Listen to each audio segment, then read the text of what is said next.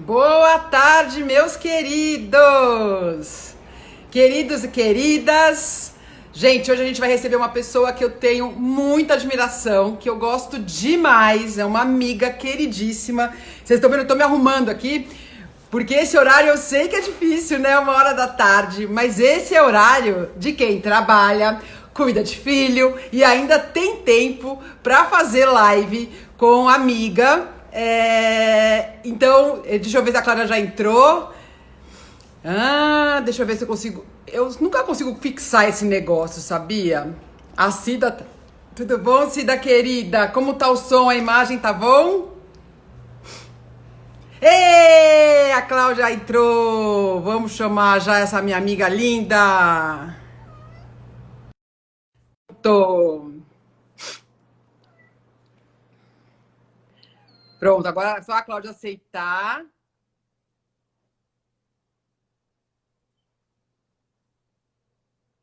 Vai lá, Claudinha, você tem que aceitar meu convite.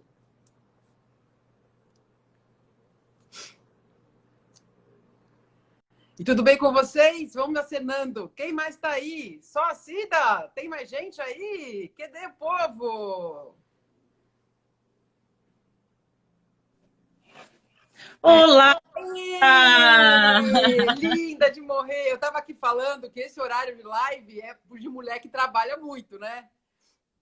É verdade, é verdade. Foi de um compromisso a outro aqui.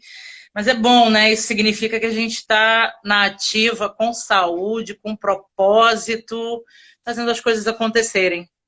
É isso aí, Bom estar aqui, gente. obrigada pelo convite, Roberta. Obrigada a você, minha linda. Então, vamos, eu vou começar, deixa eu apresentar direito a Cláudia.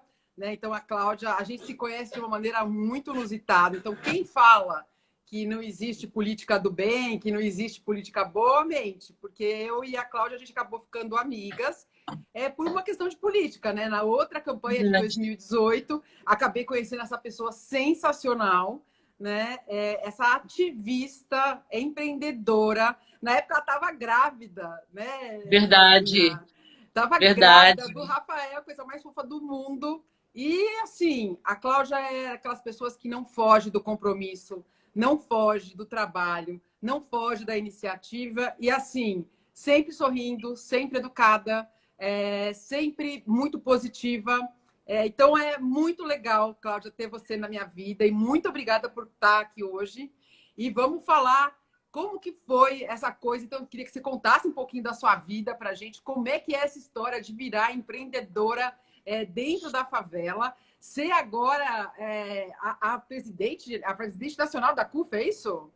Isso aí, Presidente isso aí. nacional da Central Unificada das Favelas, e tudo discretamente. Né? Quando a gente fala, você conhece a Cláudia? As pessoas olham para você assim, nossa, eu conheço a Cláudia. Né? E, assim, essa pessoa, vocês vão ver a simplicidade com que ela fala. A Cláudia ela tem uma coisa que é assim: 2 e 2 com a Cláudia são 4 e a gente vai fazer o 4. Né, Claudinha? Então vamos lá. Nem que a gente Vamos só começar a tenha, conversar. nem que a gente só tenha 3, a gente vai fazer o 4. Exatamente, Eu, esco- exatamente. eu escolhi esse cantinho aqui da minha casa para começar, porque ele significa bastante para mim. Como você pode ver, tem um mosaico de fotos aqui da minha família, de amigos, enfim. E isso é o que me mantém, sabe? Isso é o que me dá norte diariamente para saber o que vale a pena, o que não vale a pena. E é meu eixo é a minha família, então eu quis começar aqui nesse cantinho especial da minha casa, porque você é sempre bem-vinda aqui nesse aconchego do meu lar, você sabe Eu disso, né? sei, eu sei. E esse momento você falou né, da Cláudia empreendedora, e nós, moradoras de favela, em especial as mulheres, nem tanto é o meu caso, né? Porque aqui em casa a gente acaba dividindo muito as responsabilidades, mas tem muita mãe solo, muita mulher solo que precisa empreender para manter a dignidade, para sobreviver. E eu sou fã do empreendedorismo. Eu acho que o empreendedorismo liberta, ele possibilita que a mulher não se exponha a muitas maldades, muita violência que o mundo oferece às mulheres solo. Então, independência, autonomia, para mim, são sinônimos de empreendedorismo. Foi assim que eu aprendi e é isso que eu tento passar um pouquinho para frente a partir das nossas atividades, dos nossos projetos aqui na CUFA. E esse momento presidente também está sendo muito simbólico em meio a essa pandemia, porque a CUFA, dentre todo o apoio que a gente tem tentado levar às favelas do Brasil, prioritariamente a gente tenta apoiar primeiro justamente essa mulher. São mais de 50% das mulheres de favela que são líderes das suas famílias. Então, quando essas mulheres que fazem parte da base de serviços, né, muito por conta da escolaridade, então são mulheres que trabalham na manutenção, limpeza, que são babysitters, que são cuidadoras, que são trabalhadoras dos lares, das famílias, essas mulheres ficaram desempregadas. E junto com elas, toda a estrutura que elas sustentam, que nós sustentamos, na verdade, se ruiu também. Então, esse momento, eu sou a primeira presidente feminina da CUFA Brasil, num momento em que a gente precisa dar apoio às mulheres das favelas. Para mim está sendo muito simbólico, tem aberto muitos espaços de fala e certamente são pessoas como você, profissionais, mulheres como você, que me inspiram a levar conteúdo para esses espaços de fala. A Cláudia, gente, ela também dá curso de empreendedorismo, né, Cláudia? E ela é uma empreendedora em si. É uma multimulher, né, Cláudia? Você faz de tudo. Então, a Cláudia, ela é mãe, ela é esposa, né? Tem um companheiro que é sensacional, tem o Rafa, que ela cuida super bem. Então, esse horário da live, por exemplo, é porque nesse horário o Rafinha não está aí, então ela pode se dedicar a fazer a live. Eu quero que a gente fale um pouquinho, Cláudia, assim, do trabalho maravilhoso que foi feito na Paraisópolis, né? Eu vi a Cláudia pegando carro, indo a pé, de máscara e conscientizando as pessoas e mais, fazendo doação de água, cesta básica, indo atrás de quem não... Porque às vezes, gente, a favela, ela também é desigual nela mesma, né? Exato. Então, tem alguns lugares, algumas pessoas que às vezes não têm nem acesso ao centro mais vital da favela. E a Cláudia faz muito esse trabalho de ir atrás dessas pessoas, de ver quem precisa, e foi lá levar esse apoio, levar a cesta básica. Ela recebia a cesta, ela distribuía a cesta, ela conseguiu lá fazer um espaço, né, para a CUFA maravilhoso, para poder pegar as doações, e ela ainda ia buscar as doações aonde fosse. Conta pra gente como é que foi isso, Cláudia. De onde sai tantas Cláudias? Nossa, não sei, mas tem uma fábrica de Cláudia aqui dentro, de repente, instalada na medula óssea, alguma coisa assim. Mas, na verdade, só é possível, Rob, porque a gente, ao longo desses quase 10 anos de atuação aqui em Paraisópolis, com muita coerência, a gente foi arregimentando pessoas, a gente foi somando pessoas, e quando literalmente explodiu essa bomba chamada Covid, e a CUFA Nacional começou a se mobilizar e distribuir doações gigantes para favelas de todo o Brasil, eu olhei para o lado e vi um monte de gente falando, a gente tá junto, tá? E quando eu percebi, a gente tinha um coletivo. Então, a Cláudia, ela não vai sozinha pegar doação. Na verdade, eu sou das que menos vai para o campo. A gente tem aqui 2 coordenadores executivos incríveis, que são 2 caras nascidos aqui na comunidade, o Fênix e o Pedrinho. E a história deles é bem legal, porque eles criaram um ponto... Fênix, o sobrenome dele é bem parecido, aí ele adotou o nome como seu próprio nome, o Fênix. E ele se reinventou bastante aí ao longo da vida, diga-se de passagem. E junto com o meu cunhado, o Pedro, que é irmão do meu marido, uma pessoa igualmente especial, eles montaram o ponto PZS, que é um ponto para motoristas. Já usou, né? Então eu indico para todo mundo. Adoro. Eles montaram esse ponto para atender corridas que os aplicativos não pegam por conta da região, do território. Então, eles vão onde os carros de aplicativo não vão, também rodam pelo aplicativo, mas criaram um ponto para atender essas áreas de sombra, para que a tiazinha não precise descer com sua compra do mês na Giovanni Gronchi e ir a pé, né, para dentro da comunidade. E aí, com o isolamento, as pessoas pararam de ir e vir e eles falaram, bem, e agora? E eles se voluntariaram. Falaram, ó, a gente tem 25 carros aqui à disposição para pegar o que quiser, onde quiser. Tem 25 caras aqui parados. E aí a gente viu que tinha um coletivo aí querendo ajudar. E essas operações todas que você falou aí não seriam minimamente possíveis se não fosse a força desse coletivo, viu? E são pessoas que se motivam a sair de casa porque nasceram aqui, porque sabem que é muito tênue essa linha entre a potência e a fragilidade da favela. Esse mesmo território que, ao ano, no Brasil inteiro, movimenta quase 120 bilhões na economia do país, ele se viu muito fragilizado porque são pessoas que não têm poupança, não têm reserva. Esse dinheiro é de um giro muito rápido, ele vai e volta muito rápido para a economia. Então, quando a fonte seca, essas pessoas não têm reserva. A maioria de nós não tem uma reserva e o sofrimento bateu a porta muito rápido.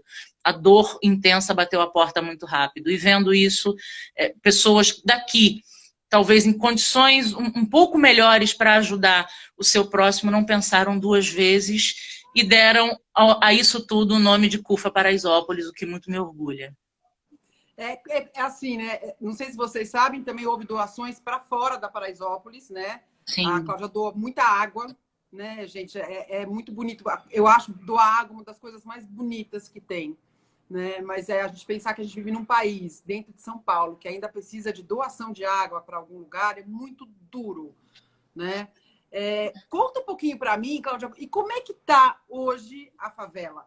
Como que essa solidariedade fez, né, com que a favela se mantivesse? Como foi isso? Como está hoje? O que você sente hoje? Eu sinto hoje que as pessoas estão precisando desesperadamente que o tal normal volte a acontecer, porque as pessoas precisam trabalhar.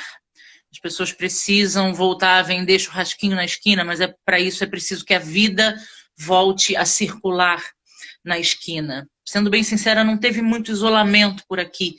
Em algumas outras oportunidades eu falei que é cultural a vida em comunidade. A porta da rua, o que vem depois da porta da rua, é uma extensão da casa das pessoas, muito pela densidade habitacional, muita gente morando num espaço pequeno, a coabitação, família, a filha que perdeu o emprego voltou a morar com a mãe porque não tem mais como pagar aluguel, e tudo isso faz com que as pessoas utilizem a área externa da casa, as ruas, as lanchonetes, enfim, ou simplesmente a esquininha de casa.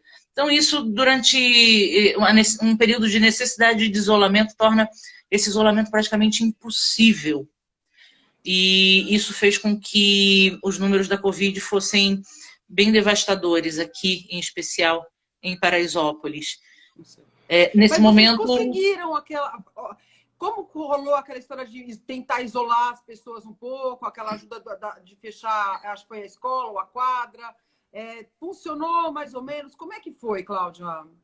Então, isso é um projeto muito bacana, encabeçado por um grupo de empresários, junto com a União de Moradores de Paraisópolis, que tem iniciativas muito positivas. Mas conversando, por exemplo, com duas pessoas, né, duas mães, que não foram para esse centro de isolamento, elas disseram que não foram justamente porque achavam que iam se desconectar muito daquilo que é necessário para elas, né? O acalanto do seu lar, a convivência com os filhos, por mais que isso não fosse positivo, não fosse bom para nenhuma das partes.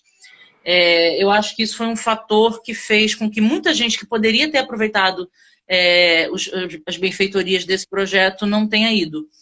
tá? Faltou muita Mas comunicação. eu escuto relatos muito positivos de quem esteve lá, de quem passou por esse isolamento no Centro de Isolamento Paraisópolis, eu acho o nome.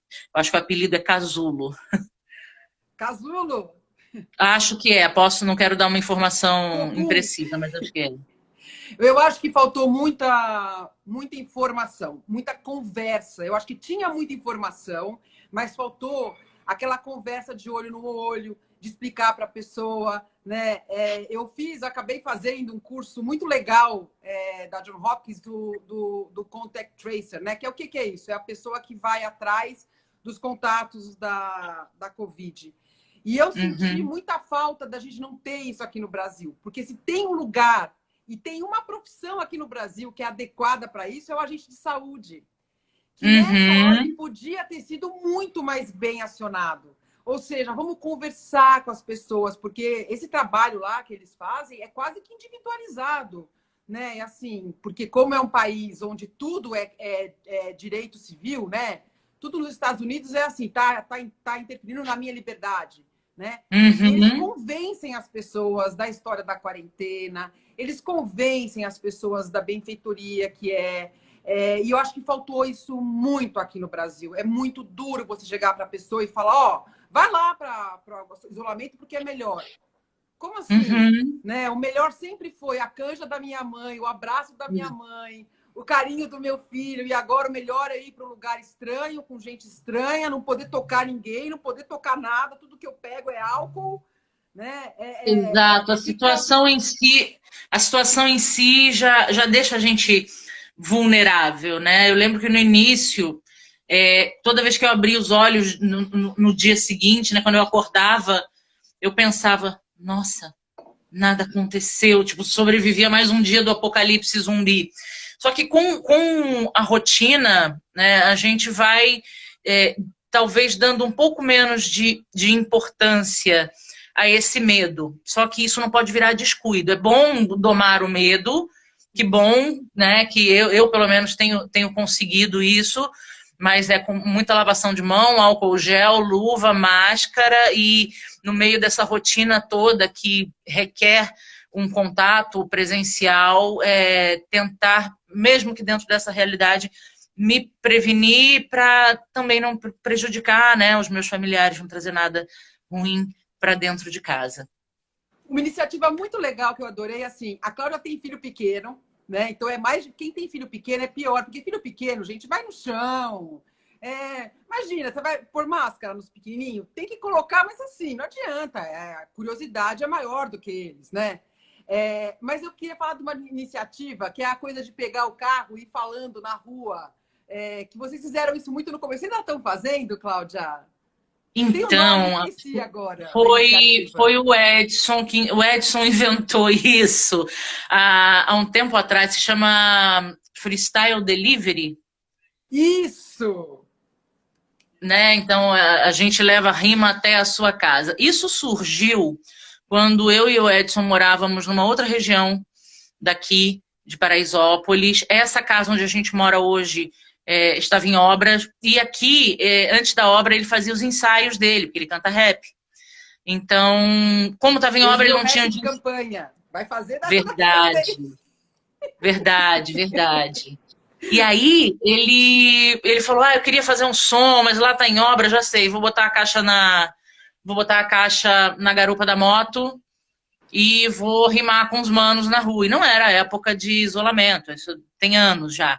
E aí ele fez isso, começou e na primeira esquina ele já encontrou vários amigos e eles fizeram um som na rua.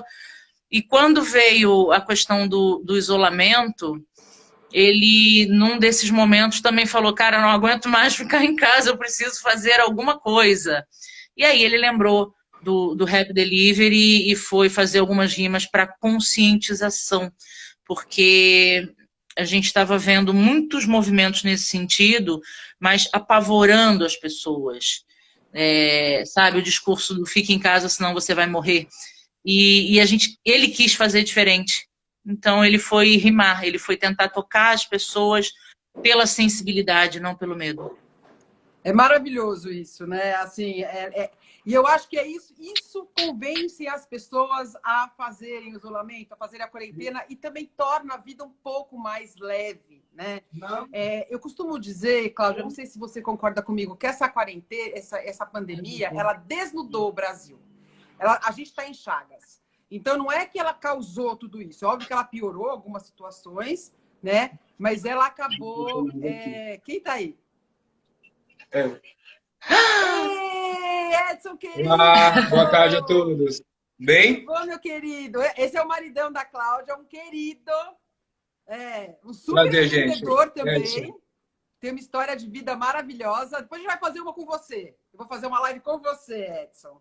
Claro. Ele veio trazer o carregador. Ah, adoro, é isso aí. Marido, é isso aí. E quando a gente está falando, Cláudia, sabe o que eu estou fazendo? Eu estou procurando aqui, porque eu tenho o cartãozinho do táxi daí, eu estou procurando para mostrar, mas eu não estou achando que é tanto cartãozinho que eu sempre faço propaganda.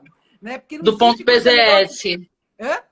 Do ponto PZS. Do ponto PZS. E é muito legal, porque é uma iniciativa totalmente assim, gente, não é que eles fizeram... Não, eles se juntaram, fizeram o ponto e fizeram, entre aspas, uma uberização do que já existia. E ali eles funcionam, os carros são ótimos, os 2 carros que eu peguei são excelentes, os motoristas também super bacanas. E ali dentro a gente sabe que é difícil andar na Paraisópolis, né? Não é fácil mesmo, né?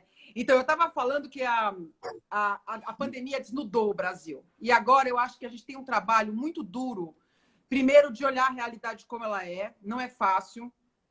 Não tem varinha de cordão para deixar ela bonitinha. E a gente sempre deixava ela bonitinha, sabe? Assim, sempre tinha alguma coisinha ali. E com a pandemia a gente viu que não. A gente viu, primeiro, que a gente precisa, assim, de um sistema de saúde unificado e eficiente. Se a gente não tivesse o SUS, ia ter sido ainda pior, o que já foi muito ruim. A gente precisa se conectar, a gente precisa de solidariedade e que, apesar de cada um ser responsável, existe sim uma responsabilidade do Estado em ajudar. A gente tem que ajudar esse Estado a fazer o trabalho dele, né? Por exemplo, a distribuição dos vouchers agora, dos R$ 600, foi muito duro, né? Agora, não sei se vocês viram, 51%, Cláudia, por suspeita de fraude. Né? Será que a gente não podia ter usado o CRAS, não podia ter usado associações até como a CUFA, que conhece a população, para a gente poder levar esse dinheiro para quem realmente precisa? Você acha que você vê um Brasil onde a gente consiga fazer isso? Olha, se a gente partir do ponto de vista de que nós somos um dos países com maior carga tributária do mundo, deveria ser obrigação entregar isso para a população. Para cobrar imposto é rapidinho, né? Então, para cobrar imposto, os meios estão sempre aí prontos, né? Todos os canais, todas as ferramentas. Eu penso também que a gente está muito... Isso evidencia que a gente está muito atrasado no que diz respeito a tudo que gira em torno do Big Data. Né? Hoje tudo é Big Data, tudo está na nuvem, todas as informações estão aí. Então, se as ferramentas que já armazenam esses dados, CAD único, os registros do SUS, Previdência... Né? Se a gente tivesse tecnologia para cruzar isso tudo, porque as informações estão aí, tá? Elas estão aí disponíveis, é preciso organizar. Mas para isso tem que haver uma predisposição, deveria ter havido uma predisposição para organizar isso antes da crise. No meio da crise realmente fica bem mais difícil criar meios eficientes. E eu acho que a eficiência, né, é a questão. Você vê, eu tenho conta em banco, eu não sei para que o meu auxílio emergencial foi parar no Caixa Tem, se eu já tenho uma conta num banco. Para que abrir mais uma conta digital? Para quê? Essa é a pergunta. Burocracia é a prima irmã da corrupção. Boa fala. Você sempre fala isso. Sabe? Então... É tanto meandro que agora tem 51% que eles não sabem o que vão fazer. Entendeu? Então, assim, eu não me conformo, Cláudia. Eu fico muito brava de ver gente sofrendo na ponta e saber que esse dinheiro está ali em algum lugar parado. Então, por que a gente não usa o que a gente já tem? Você conhece praticamente todo mundo daí. Então, assim, por que não usar este cadastro? Unir este cadastro? A CUFA conseguiu criar um sistema dentro do programa Mães da Favela, que é um programa nacional. É possível que, se você ligar a TV Globo hoje, ficar assistindo aí por 20 minutos, você veja a publicidade pedindo doações para o programa Mães da Favela da CUFA. Já são mais de 120 milhões em alimentos doados para mães de todo o Brasil, e a gente faz o cadastro de uma a uma por um sistema que tem, inclusive, reconhecimento facial, porque uma parte disso é paga por um aplicativo de pagamento que tem o reconhecimento facial. E foi bem interessante quando eu cadastrei uma mãe daqui, que foi junto com o marido. E o marido perguntava mais do que ela. E eu comecei a me incomodar um pouco com aquilo, eu senti que a menina estava um pouco oprimida ali, meio sem graça, com os questionamentos do marido. E aí eu olhei para ela e falei, então, você vai fazer uma foto agora comigo, porque eu tenho que fazer o seu cadastro do rosto, porque o aplicativo de pagamento tem reconhecimento facial, só você vai poder lidar com ele. E aí você vê a expressão do marido murchando. O que fica para mim disso tudo? Fica que o terceiro setor está muito pronto, né? A gente vive de receber o problema no peito e ir para cima da solução. Então a gente está pronto. É claro que a gravidade da Covid não pode ser ignorada, mas a gente só está vivendo mais um problema dentre vários que a favela já vive diuturnamente. E a gente percebeu também uma grande disposição do mundo corporativo em ajudar, em estar próximo, e ajudar não só com doação de comida, de alimentos que são essenciais, mas com troca de tecnologia, com troca de informações sobre governança, enfim, com uma troca muito, muito próxima. E fica aqui, né, cada dia mais, de cada uma das CUFAs de todos os estados, o convite para que as autarquias públicas venham formar esse tripé, venham formar um tripé. Aí vai ficar perfeito, a iniciativa privada, o terceiro setor, que é essa sociedade civil organizada, e o governo, seja federal, seja estadual, seja municipal, também cumprindo com a sua parte da solução, porque a gente vive hoje um problema de todos, assim como antes da pandemia, a pobreza, a falta de saneamento, a habitação precária, também são problemas de todos, só que esses problemas muita gente se isenta de tentar resolver em tempos comuns. Em meio à Covid, não deu para fugir dessa responsabilidade. Então, que a gente sugue um pouco dessa energia de compromisso com o próximo para que esse novo normal seja diferente do velho normal. Eu acho que esse desnudamento mostrou que a gente pode combater. Agora, falta uma coisa que a gente falava muito que faltava e as pessoas não acreditavam. Falta vontade, né, Cláudia? Falta vontade de querer. Quer dizer, você está falando para mim que você tem tudo pronto, reconhecimento facial, né? E aí essa enrolação não tem conversa, entendeu? Tá pronto, gente. Então, assim, fica o convite aqui, se tiver alguém de alguma autarquia, você sabe o que são autarquias, né? As autarquias, você sabia disso, Cláudia? A autarquia ela é de responsabilidade direta do governador ou do prefeito ou do presidente. É direta. Então, é como se ele fosse o presidente de cada autarquia. É lógico que só no estado de São Paulo são, acho que, 37 autarquias. A USP, por exemplo, é uma autarquia. A Universidade de São Paulo é uma autarquia. O que isso quer dizer? Que o governador, no caso de São Paulo, ele é o responsável direto por aquela empresa, né? Isso é uma coisa que é absurda. É óbvio que ele não vai dar conta, gente. Ele tem todo um governo para ainda tem que. Então ele coloca lá alguém que não sabe de nada, que é uma ideia totalmente política, né? E essa autarquia acaba não participando. Então, se tiver alguém assistindo a gente, ou se alguém tiver contato, peça para fazer contato com a CUFA, né? A Central Unificada das Favelas é sensacional, entendeu? A Cláudia, vocês viram, não é, olha, o que eu gosto muito, que a Cláudia é parecido comigo, é assim, a Cláudia ela não manda o outro fazer.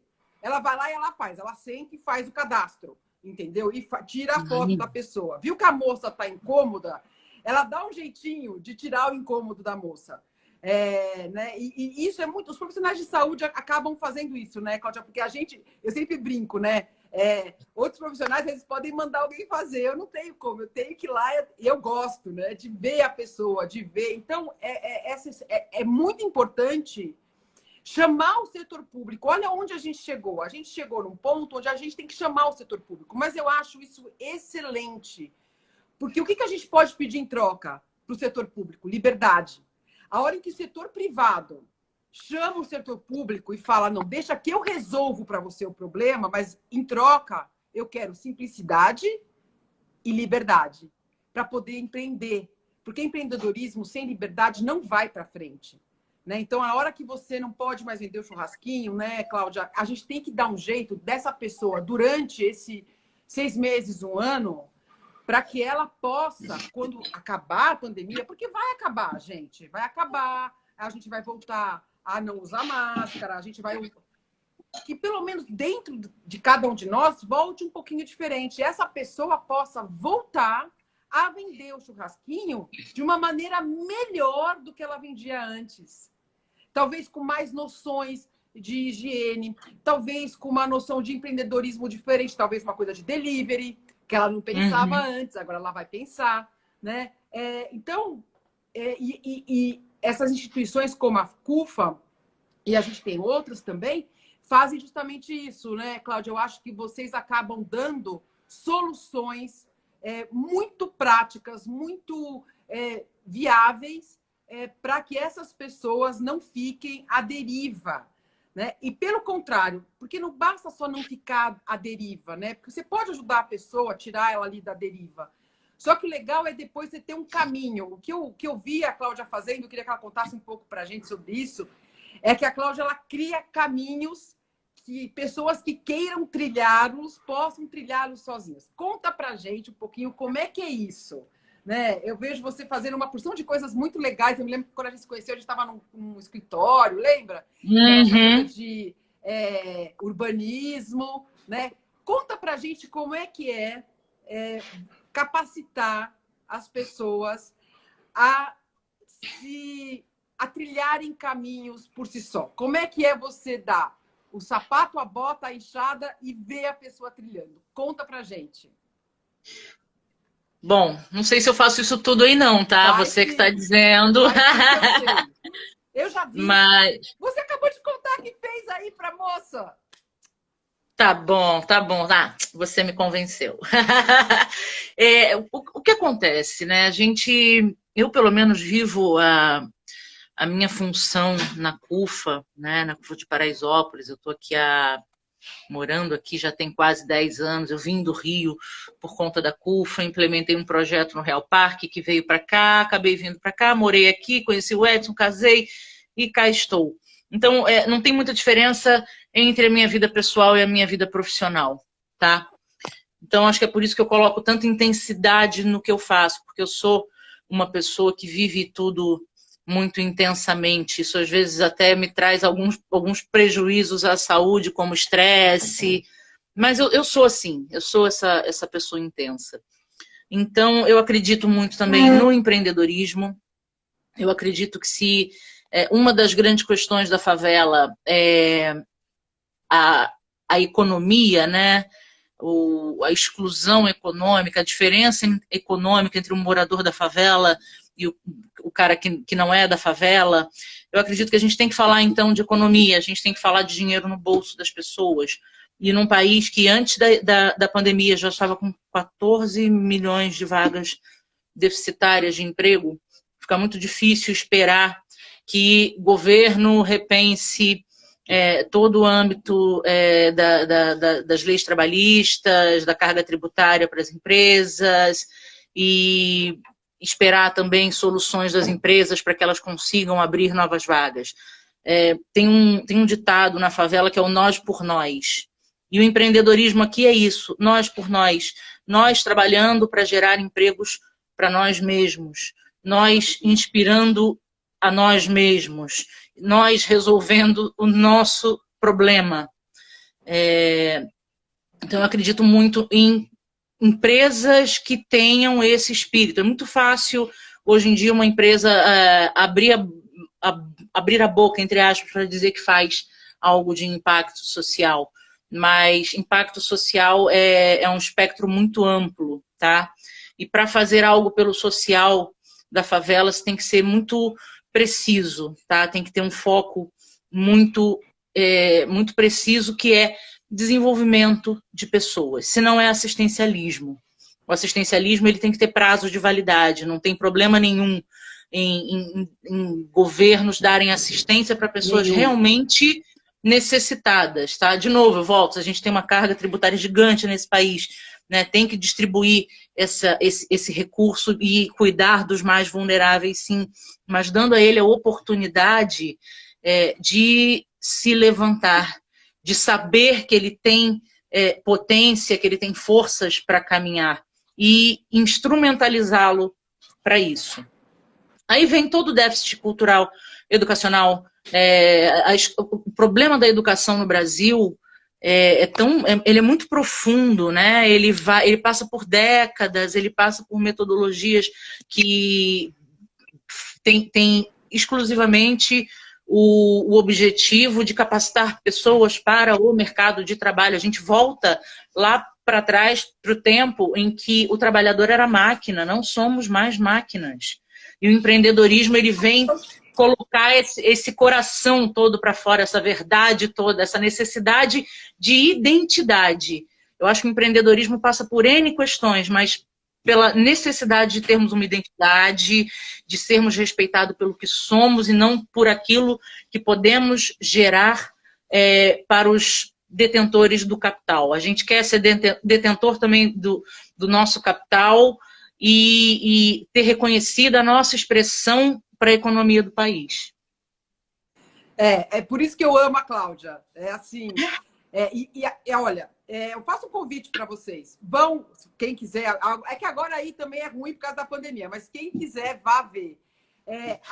Quem já entrou em comunidade, tudo, é impressionante. Existe uma coisa que é o trabalhador por conta própria, né? O empreendedor por conta própria, que é sensacional, que é isso que a Cláudia está fazendo. E se você capacita um pouco essa pessoa, né, ela sai do assistencialismo, que eu acho que assim, o governo deveria se preocupar com as pessoas, né? Quem tem que se preocupar com as fábricas, com as empresas. Eu estou falando aqui de grandes empresas, tá? Porque acho que aqui no Brasil, como a gente tem uma carga tributária muito distorcida, a gente acaba tendo aquele micro e pequeno empresário, que é a pessoa que, para pagar imposto como pessoa física é muito caro, ela acaba fazendo uma microempresa. Então, microempresário e o trabalhador por conta própria, eu considero até como pessoas físicas, tá? Quando eu falo isso que eu vou falar do governo agora. O governo ele tinha que ter uma provisão para estas pessoas, né? Aqui no Brasil, a gente tem uma distorção onde o governo vai ajudar os muito poderosos para que eles ajudem as pessoas. É uma confusão, né? Então, a gente tem que inverter as prioridades, porque o assistencialismo por si só, ele é para aquela pessoa que realmente não é, para a vida inteira, eu estou falando, né? Aquela pessoa que já passou da idade de poder trabalhar, e aí a gente tem que reconhecer tudo que ela fez de assistencial, ou a pessoa que, infelizmente, nasce com algum problema onde ela não vai poder não vai poder nunca se sustentar. A gente tem esses casos, né? Mas a grande maioria das pessoas tem muito orgulho, inclusive, em poder se sustentar, fazer as suas coisas, né? E como a gente tem um déficit de saída, né? A nossa saída, né? A nossa largada é muito desigual. É muito desigual. Então, o que acontece? O Estado ele tem que ajudar justamente nisso, fazer que essa largada seja um pouquinho mais equínime, né? um pouquinho mais justa, né? Um pouquinho, no caso aqui no Brasil, bem mais, né? e dar o assistencialismo quando é necessário. Então, agora na Covid, gente, é preciso. A gente tem pessoas que elas literalmente elas vendem o almoço para poder pagar o jantar, né? E essas pessoas, elas de repente, do dia para a noite, vem lá alguém e fala: não, você não pode mais trabalhar na rua. Como assim? Exatamente. Né? E aí eu, como médica, falo, melhor para essa pessoa, porque, na verdade, o que acontece? Se a pessoa for trabalhar para a rua e ela morrer, ela não vai mais poder trabalhar nunca mais. Né? Então, é muito duro. Né? E o que eu gosto de ver o jeito que a Cláudia trabalha, porque ela faz exatamente esse tipo de capacitação. Né? Então, é essa pessoa que chega com esse ímpeto de não ter problema nenhum de passar por uma fase assistencial, mas que depois coloca numa trilha. Né? Assim, outra coisa que eu acho, Cláudia, como é que é a coisa de... Porque eu me lembro desse projeto de urbanismo, eu acho que também a gente tem uma coisa no Brasil de um imediatismo. Né? As coisas elas demoram um tempo para mudar. Então, não é porque você vai dar a vara e ensinar a pessoa a pescar que ela vai sair pescando atum no dia seguinte. Né? As coisas têm um tempo para serem maturadas. Como é que você vê isso? Você acha que esse exemplo de solidariedade que a gente está tendo agora, principalmente nas comunidades, né? Eu acho que a gente está tendo mais exemplos de solidariedade nas comunidades. E isso é muito legal, porque isso diz muito de quem quem importa. Quem é brasileiro? Quem importa? O que é essa essência do brasileiro? Isso é uma coisa que fica muito na minha cabeça, sabe? Quando você fala dessa história do dinheiro, eu acho que a gente está passando por uma mudança de importância, né? Será que o dinheiro acumulado é o mais importante? Sabe aquela coisa que a gente ouve muito em curso de empreendedorismo, em curso de empresa, né? O que importa é o capital humano? Eu acho que a gente está bem perto de que isso seja verdade. Né? Porque, na verdade, isso sempre foi um discurso bonito que a gente não via muito onde estava.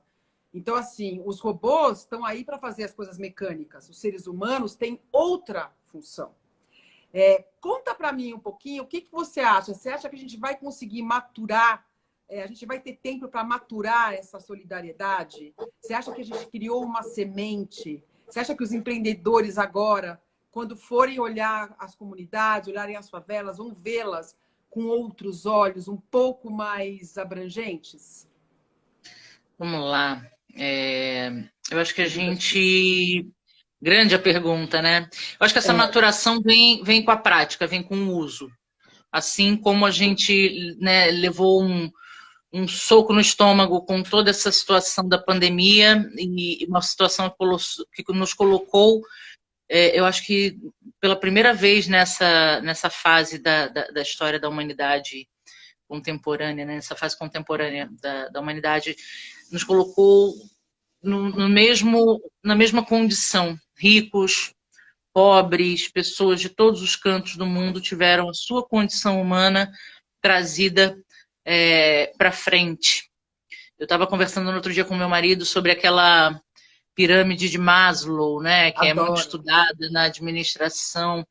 Cara, quem estava lá em cima no topo da pirâmide voltou para a base para necessidade fisiológica. Todo mundo Respirar. fisiológico. O vírus. Respirar. Hoje em dia, a condição humana voltou ao precisamos respirar. E isso é condição para todos. Quem não percebeu isso, eu acho que vai ter muita dificuldade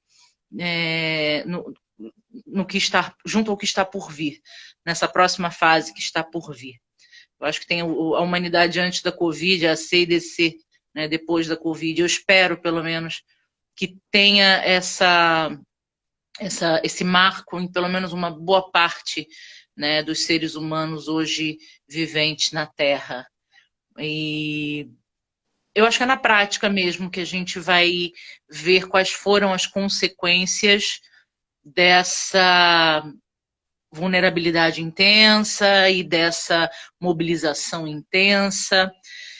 Agora, eu penso também, né, como as grandes corporações, se você parar para pensar, depois das grandes guerras mundiais, as empresas tiveram que se reinventar, repensar seus catálogos mediante a escassez, reinventar relações de trabalho. E a gente vai viver um novo pós-guerra, só que está sendo uma guerra biológica. E as empresas precisam entender que se elas não cuidarem dos seus mercados, ok, estamos ajudando seres humanos e tal, mas vamos pensar aqui com a cabecinha da empresa, que ela continua lá a mentalidade corporativa, as necessidades, os objetivos corporativos. Se não houver quem consuma, para quem que elas vão vender? Se não houver quem precise das soluções que elas têm, para que novas soluções? Então, é preciso devolver para a sociedade o que as empresas obtiveram até aqui. Elas lucraram, elas cresceram, as grandes corporações dominam o mundo, elas modelam o mundo que a gente vive. Eu estou aqui com um Samsung na mão, você deve estar aí com um Dell ou um computador HP, não importa qual a marca, um Mac. As empresas, as indústrias, elas estão aqui, elas vivem da necessidade das pessoas. Só que hoje as pessoas têm outras necessidades que essas corporações podem e devem ajudar, não só para se posicionarem como marcas social affairs, né, que tem esse tratamento social, que tem esse impacto social, mas também como pela inteligência que isso significa para futuros mercados. Eu falo que eu trabalhei durante toda a pandemia, estou trabalhando muito, eu trabalhei muito mais, ganhei menos dinheiro, mas estou trabalhando e estou muito feliz. Também. E tem uma coisa que eu notei, eu vi claramente, né? Eu trabalho para muitas empresas, eu vi claramente quem são as empresas que gostam das pessoas e cuidam bem dos seus empregados e as outras que não. E eu acho que isso vai fazer toda a diferença depois. Porque eu lembro quem foi que me ofereceu, por exemplo, um EPI, quem não me ofereceu, quem me mandou em algum lugar, quem não me mandou. E assim, a gente precisa trabalhar, né? E eu acho que essa coisa da consciência, eu acho que isso vai ficar muito marcado. Né? Assim, qual foi a sua postura?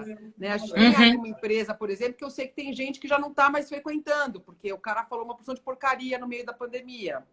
Tá. Eu acho que isso também é muito importante, né, Cláudia?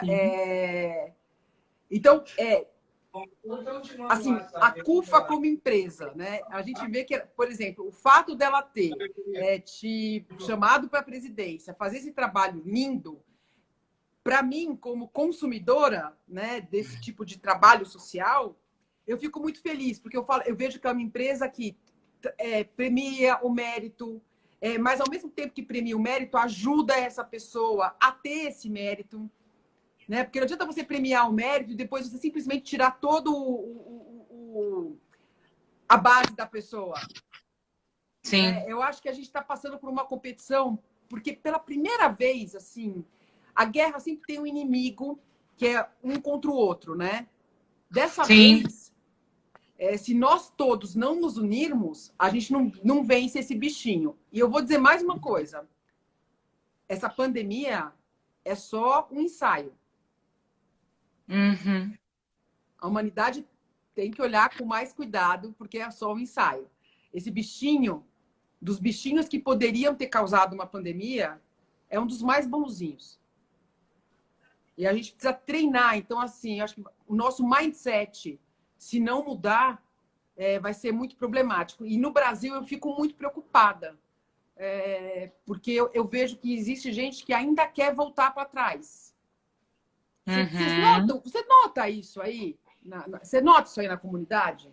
Gente que queira voltar ao modus operandi totalmente anterior? Eu vejo gente que não está dando muita bola para essa situação, tá? gente que foi na onda do é só uma gripezinha e que talvez agora, quando vê a morte tão perto da sua casa, da sua família, dos seus amigos, comece a tomar um susto, mas só agora, depois de 4 meses, né, praticamente, de isolamento, de vida diferente. Eu realmente não sei se essas pessoas querem voltar ao antigo normal, porque eu acho que elas nem saíram dele. Infelizmente, nem saíram dele. Então, foi muito comum no início do isolamento a gente ver preço de alimentos subindo exorbitantemente. E aí eu perguntei a um dono de mercado, mas por que 1 litro de leite a quase R$ 5? Por que isso? Ah, porque os meus distribuidores aumentaram o preço, eu não consigo vender por menos, isso é o mínimo. Então ele teve que segurar uma grande pressão na porta do mercado por causa do leite a R$ 5, mas ele ainda ele teve que baixar a margem de lucro para segurar o preço a R$ 5, porque alguém que tem mais força que ele começou a vender o leite muito mais caro. Eu estou falando de leite, poderia falar de álcool. O álcool chegou a custar aqui 400 ml, 15, R$ 20. Então, as pessoas se aproveitaram do momento de fragilidade para ganhar, para lucrar. Não tem problema nenhum enquanto alguns choram, outros que têm os lenços oferecerem essa solução, irem lá vender lenços, né? Mas que seja com respeito, porque a situação também pode se inverter. Exatamente, porque amanhã você vai lembrar, por exemplo, como você citou esse mercado, você vai lembrar dessa história. Entendeu? Sim. E aí você vai ter a opção de ter o leite em vários supermercados. E talvez tenha outra marca de leite que não tenha subido o preço. Exatamente. Né? E a gente vai se lembrar disso. Eu acho que é isso que eu acho que a gente precisa conversar muito e falar muito, porque a nossa memória é muito curta, né? Aqui no Brasil, mais curta do que no resto do mundo. Isso não é só no Brasil, acho que no mundo todo. Né? A gente vê aí, a gente tem exemplos muito ruins. Você vê agora, querendo ou não, lá, o presidente americano comprar toda a produção da Pfizer, da não sei o que lá, não sei o que lá. É uma pessoa que não está fora da casinha, né? É óbvio que ele tem que garantir para o país dele, é evidente, mas assim, gente, a gente vai ter que vacinar o mundo.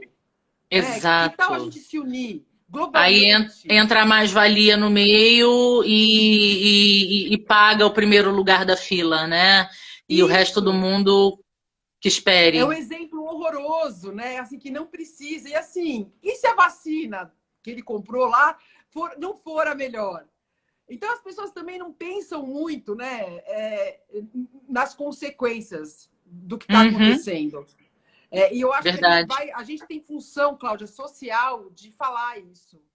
Né? Então, 2 coisas que eu acho bem legal. A gente tem mais 3 minutinhos de live, aí você vai falar tchau. Eu acho que a gente tem muito legal. Ser solidário é muito legal. Ser solidário e estar na função de doador é maravilhoso. Ser solidário e estar na posição de receber também é maravilhoso. Porque, como a Cláudia falou aqui, um dia a gente vai inverter esses papéis, né? Ser solidário, às vezes, não é só dar dinheiro ou bens materiais. Ser solidário, às vezes, é você dar um olhar. Ser solidário, às vezes, é você pegar a mão, mesmo que virtualmente. Ser solidário é você entender com empatia o sofrimento do outro, né? E ver o que você pode fazer para mitigar aquele sofrimento ou não. Porque às vezes o silêncio é o que você pode fazer. Mas isso é empatia, né? E ser solidário é o futuro. Eu acho que assim, conexão e solidariedade são 2 palavras prima irmãs.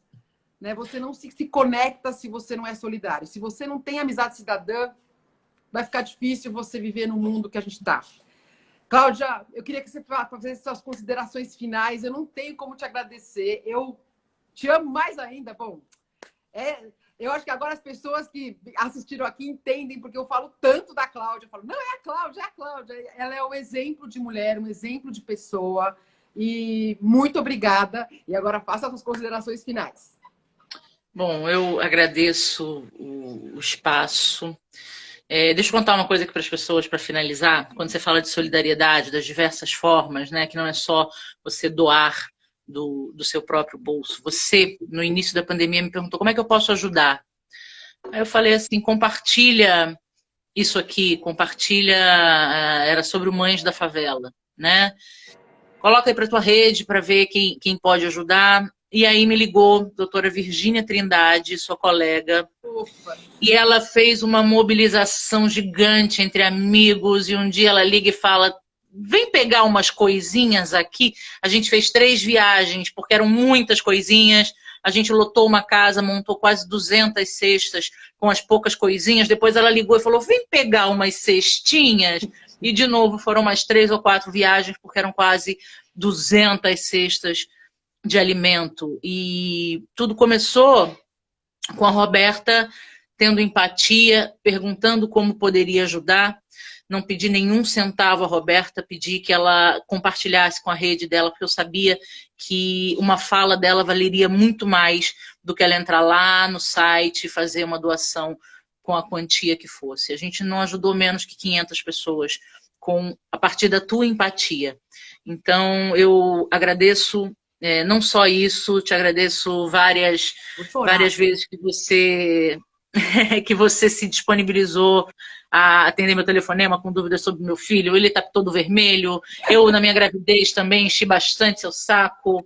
Então, eu agradeço a sua amizade, agradeço esse espaço. É muito importante a gente poder falar para pessoas diversas, né? Para que a gente cada vez mais leve um pouco desse trabalho mais longe. E dizer que eu te admiro muito, eu torço muito para que todos os seus planos de vida profissionais deem certo. Você sabe que dentro das minhas possibilidades, você tem uma super parceira que acredita muito na tua verdade e é o que eu quero que as pessoas acreditem também. Eu tô chorando aqui. Cláudia, muito obrigada. Manda um beijo aí pro Rafinha e pro Edson. E olha, estamos juntas. Onde quer que a gente vá, a gente está juntas. Sempre. Não importa qual seja o... É isso aí. Gente, essa live vai ficar gravada. A Roberta aqui aos prantos. Nossa, eu sou chorona. Sou chorona. É porque eu acho que a gente está também muito à flor da pele, né? Muita flor da pele. Muita flor da pele. E eu tenho muita esperança de que vai dar tudo certo. O Brasil vai arrumar o prumo dele para melhor. Gente, muito obrigada e até a próxima live. Claudinha, a gente se fala mais sobre a CUFA. Obrigada pelo espaço. Beijo, tchau, tudo passando. Eu quero você de volta aqui. Lógico, mas a hora. Vamos aí, vamos tomar café. Eu e meu café. Tchau, minha linda. Tchau, meus queridos. Beijo. Muito obrigada a todo mundo que assistiu.